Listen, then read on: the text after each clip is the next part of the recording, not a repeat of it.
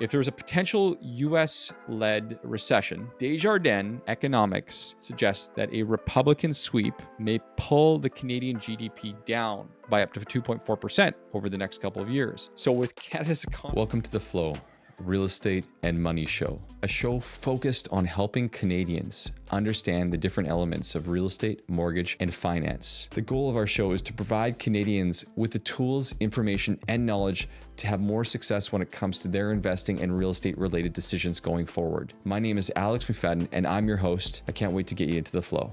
No doubt by now, you know that Trump has won the US election. And I'm not going to get into Trump versus Harris and who should have or who shouldn't. It's not the point of this video here today. If you're a homeowner, if you're an investor, if you want to look at Canadian real estate, at this point right now, this video is going to be important for you to watch because we're going to break down an understanding of the correlation of United States policies, historically speaking, and Canadian mortgage rates. Before I get too deep into this, I'm going to preface by saying by no means am I a 100% economic expert on all things related to Canada and US economics, but I did some research and I did some breaking down of the information, and I'm going to explain it to you as I understand it, and I'm going to interpret to you as it's noted so that you have something that you can follow and have a complete understanding of what this means for you. So I broke this down into a number of segments that I'll cover today. Basically 7 key factors or 7 considerations that you're going to want to know as it relates to your mortgage and what happened yesterday and how that'll impact you. There's a lot more data that's going to be coming out over the next couple of weeks and few weeks. So some of this information could evolve in regards to the specific numbers, but the concepts will still remain the same. But let's get into it right away. We want to start off first and foremost by talking about the correlation between the US and Canada as it relates to our economic linkage, the correlation between the two, which is basically the likelihood that one impacts the other. So I've got some information data, and I really want to start off with this. First and foremost, the question everyone's asking is, well, with Trump in power, what does this mean for mortgage interest rates? Let's start off with that correlation right away. Going back to 1991, correlation between the US and Canada on 5-year yields is basically 0.95 correlation, with 0.75 generally being considered a strong correlation. So it's extremely strong. So if we look at what's happening first and foremost, anything previously speaking as it relates to significant US bond yield movement has generally speaking anchored or brought up the Canadian yields, which obviously, as you know, has a significant impact on Canadian fixed rate mortgages. Even without any immediate policy action in Canada at this point right now, what's happening down there, quite frankly, will bring us up or bring us down. So let's talk a little bit about what the impact of the Trump proposed agenda is as it relates to Canadian mortgages. So first and foremost, Trump's administration, as you probably know, is expected to increase spending and maintain the large deficits, which are historically massive as it is. And if we look back in history, Republicans in Trump's previous 4 years in power, they pushed for fiscal or financial stimulus, which basically includes government spending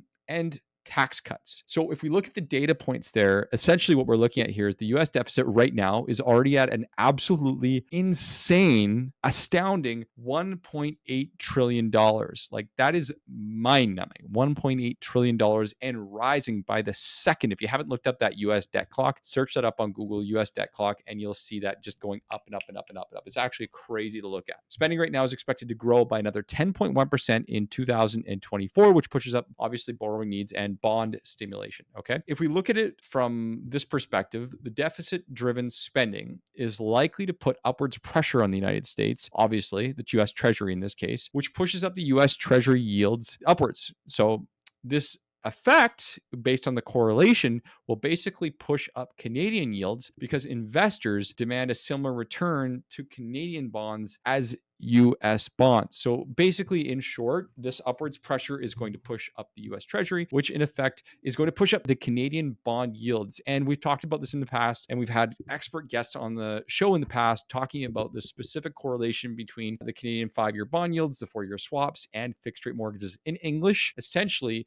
if US Treasury goes up, so do Canadian bond yields. And that happened today, with the reaction basically being right now, almost immediate, as soon as the election notes came out. And even before that, as soon as there was positivity that Trump was going to be elected, the bond market started reacting in that sense almost virtually immediately, which brings us to the next point. The Canadian bond yield reaction right now as US treasuries rise. As I mentioned, the Canadian bond yields often follow. The 5-year bond yield as of this episode in this show right now had already risen 42 basis points since mid-September based on the assumption that these things were going to occur, which is not a little bit of money. Like 42 points is since mid-September is almost 0.5%. And so you can almost kiss those 3.99% rates goodbye over the course of the next couple of weeks, especially if this holds the way it is right now in this upwards trajectory. So Canadian 4-year swap rates right now, which is a key measure when it comes to fixed interest rates, are also expected to rise by as much as 30 basis points. Again, this is going to put upwards pressure on fixed rates. So although we're not seeing a significant difference in the advertised rates in the marketplace right now, those deep discounts that the banks were offering will start to go by the wayside very quickly as they get repriced basically on a daily basis, which means, again, some of those discounts that you were seeing before are going to disappear pretty quickly. And we're already starting to see that with banks showing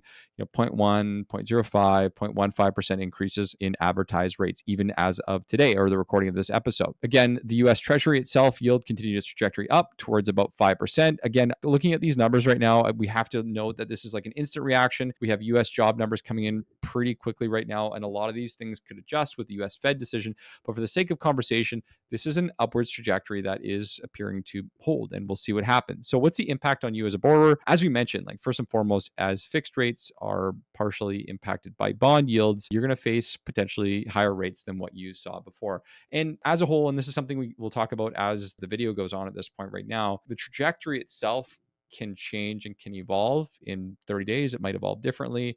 But right now, the forward markets are pinning the fixed rates to basically be bottomed out over the course of the next 12 months right now and actually have an upwards trajectory over the course of the last 5 years, which is very different from what we saw just a month and a half ago in September, where we were seeing the possibility of fixed rates all in the threes. And so obviously what's happening down there is going to cost Canadians more money, short and sweet. So where does this leave people as it relates to that whole like variable rate and fixed rate choices? So with the rising bond yields, fixed rates right now might be more attractive today to provide the stability now long term than it did before. Like the most common fixed rate mortgage in Canada right now has been the 3-year fixed. You might see more people choose to lock in for a longer timeline, like 5 years, with the fear of the possibility, especially with the forward markets projecting nearly up over the course of the next 12 months right now. You might say, screw it. Let's lock in right now at what I know, which is 4.25, 4.5% versus, a 3-year timeline, because I don't feel confident that anything is going to change in the next 4 years other than that upward stimulus in the rate environment. So if we're looking right now at that interest rate margin and someone's looking at it from a 3-year perspective or a 5-year perspective, and they're looking out based on where projected variable rates could go from the BOC, knowing that there's a different factors that impact that one. Even though the variable rate right now is still winning on paper, there still is a difference about $2,100 on a $300,000 mortgage over the course of the next 3 years. The forecasts are really uncertain. So I think what we're probably going to see, especially over the course of the next 30 to 90 days, is although some are going to continue to go variable, knowing that they're most likely to save money and they're comfortable, obviously, having a little bit of risk in their mortgage options, I think we're definitely going to see more people lean towards that fixed rate for that assurance, knowing that, okay, there is maybe a cost to doing this, but as long as that prepayment penalty consideration isn't a problem, is as long as I'm not worried about paying those large penalties, then the reality is that fixed rate has an assurance in how much money I'm going to save over that period of time, right? Let's talk a little bit about inflation concerns. And this goes pretty deep and it's definitely over my head in some areas, but I want to talk about the notes that I pulled out here and some information that may impact you. So Trump's previous terms saw the US deficits rise very sharply, and he's expected to have a pretty similar approach this time around. The US debt to GDP ratio could exceed 100%, which basically is inflationary, which is going to lead to potential rate hikes as we look in the near term right now. BMO Economics recently pointed out that the US debt may become unsustainable if it reaches 175% of GDP, especially if there is a downturn. The fact is, the rising US inflation can drive up Canadian inflation as well, unfortunately. And given obviously the current high cross-border trade that we have right now with volumes and correlated consumer markets, like the impact is going to be basically direct from our perspective. Obviously, as you know, higher inflation reduces our purchasing power and our borrowing power, which is something that we've almost been dealing with. Well, we've been dealing with it perpetually over the course of the last year with our dollar being at record lows. Basically, it's going to impact everyone at home with everything as it relates to purchasing power and spending. So ultimately, this could impact us in so many different ways, notwithstanding the fact that everything in our lives is about to get more expensive with this information.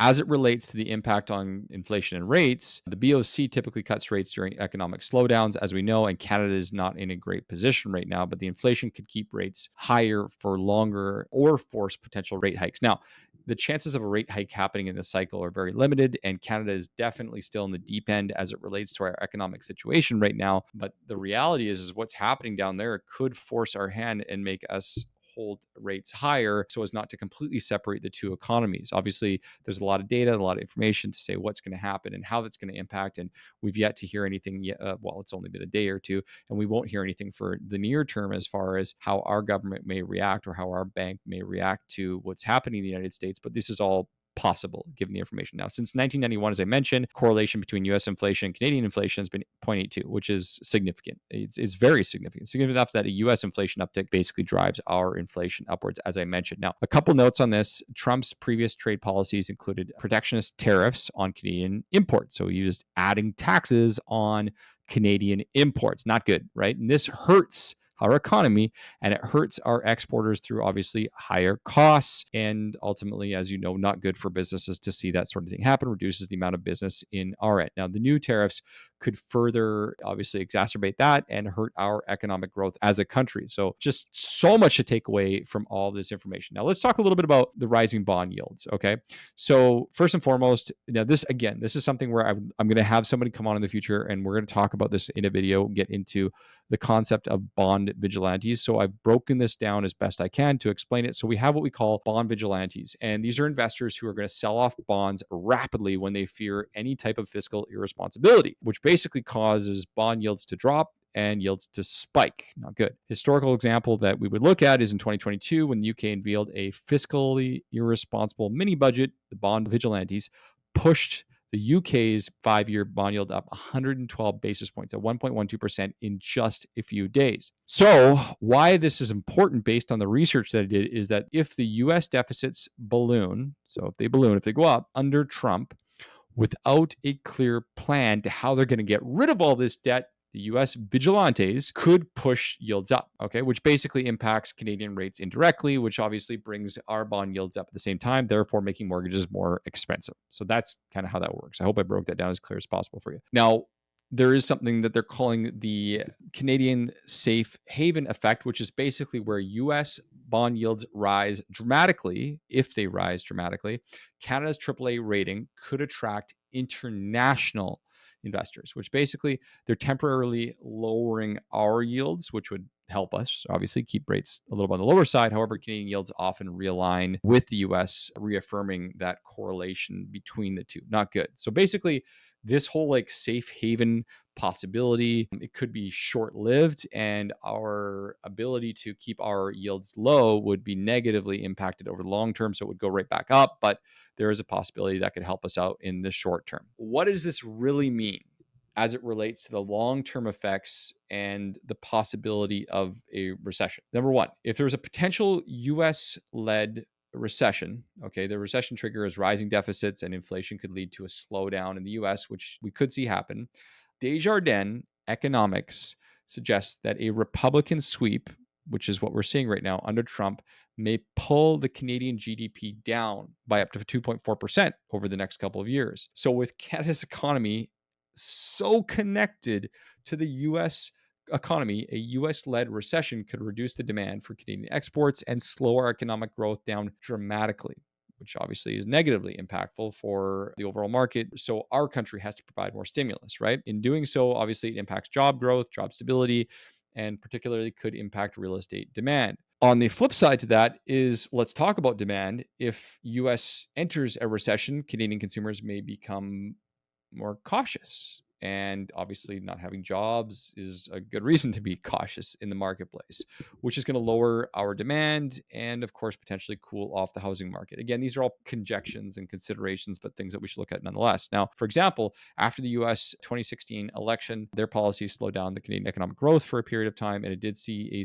cooling in the market in some segments. Again, this is something that could happen if a recession emerges. Not likely, but possible. Although we've talked and had many conversations about the strength of the Canadian real estate economy, it's just a factor of consideration. So what are the key takeaways for Canadians as homeowners and borrowers? The advantage of fixed rate right now is in a time of volatility and potentially taking rising rates, fixed rates are going to offer a lot more security for mortgage borrowers. So on a $300,000 mortgage, fixed rates could protect you from unexpected hikes. It could protect you and save you money if rates don't come down and if fixed rates decide to spike over the next couple of years, that 0.3 or 0.4%. So someone jumping in today, lock in the low rate, make sure that you are careful with those prepayment penalties and you can be protected. What I would suggest to that is that Canadians should be paying attention to information like this as it relates to trends. And if someone is coming up for renewal in the next 12 months, it may push them to consider the possibility of locking in now with the understanding. As an example, we have some strategies where we could lock in someone now who's maybe 12 months away. And if rates do react negatively and they start to go back up, we could choose to break that with a 3-month interest penalty, therefore saving them money over the long run. So I do believe that Canadians should be reaching out earlier than later as it relates to fixed rate mortgages, if that's what they want to go with, potentially going up in the near and the long term if the market reacts that way. Overall, should someone go fixed or variable? I guess it depends on their views and their opinion. We can't really foresee that far ahead. There's just way too much data, way too much information, and this is something that just suddenly happened. But my suggestion is based on all the data, all the information. I've been reading this for hours today to go through as much as I can. The forecast curve right now for fixed rates is not on the positive side, where there was an impact immediately. And yes, we do know that the BOC is likely to continue lowering rates, and the market still projects out at 1%, lower than today. But overall, if someone is uncertain and uncomfortable with basically the market itself continuing to evolve in a way that they're not sure about, basically reality is they should consider a fixed rate and just be careful with what kind of prepayment terms you have and what types of prepayment penalties you have, because those are the ones that are going to kill you in the long run. So overall, like just to summarize some closing thoughts right here, as long as you're still with me, because this is a lot of data and information, basically the US policy changes that we're going to see, or what we're going to see, specifically the higher yields and potential inflation, can impact Canadian mortgages and ultimately our affordability as a nation. My suggestion is consider whether or not you feel prepared for these potential implications. Like consider, like, do I feel like prepared to overcome this? Am I coming up in the next 6 months? Do I have a plan to overcome this? What does this look like?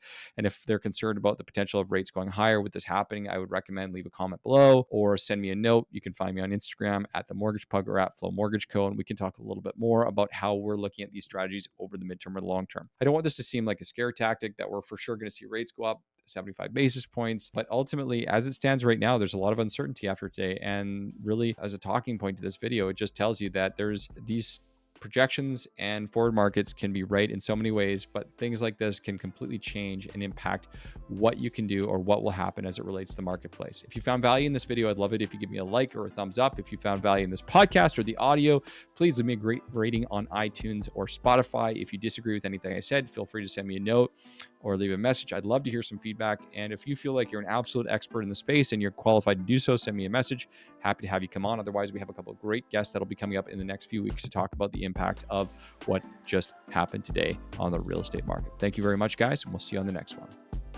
That was an unreal episode of The Flow. I hope you enjoyed it as much as I did on my side right here. If you haven't already done so, make sure to check out all of the incredible resources that we have available. You can find us on Instagram at Flow Mortgage Co. You can find us on our website, getflowmortgage.ca. And of course, don't forget our free first-time homebuyer masterclass that's currently available on our website for anyone who listens to the episodes. And if you loved what you listened here today, the only thing that we ask for is to share this with someone else that you think this could help.